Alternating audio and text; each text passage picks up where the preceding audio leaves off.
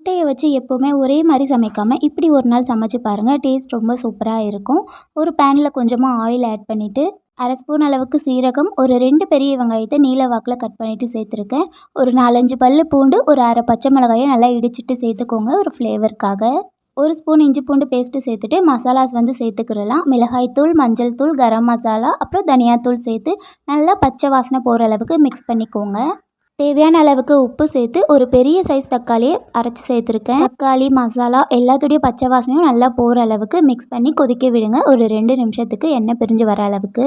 ஓரளவுக்கு கிரேவி வந்து ரெடி ஆயிருச்சு. இப்போ முட்டையை வந்து பொரிச்சிட்டு சேர்த்துக்கிறலாம். 3 முட்டை எடுத்திருக்கேன். அதில் கொஞ்சமாக உப்பு, கொஞ்சமாக மிளகாய் தூள் இல்லைனா மிளகு தூள் சேர்த்து ஆம்லேட் செய்கிற மாதிரி பொரிச்சு எடுத்துக்கோங்க. ரெடி பண்ணி வச்சிருக்க கிரேவியில் முட்டையை சேர்த்து ஒரு 2 நிமிஷத்துக்கு லோ ஃப்ளேமில் வச்சு கொதிக்க வச்சு ஃப்ளேவருக்கு கொஞ்சமாக கொத்தமல்லி சேர்த்து ஸ்டவ் ஆஃப் பண்ணிவிடுங்க. ஒரு 10 நிமிஷம் கழித்து சர்வ் பண்ணிங்கன்னா சூப்பரான முட்டை கிரேவி ரெடி ஆகிடும். கண்டிப்பாக ட்ரை பண்ணி பாருங்கள்.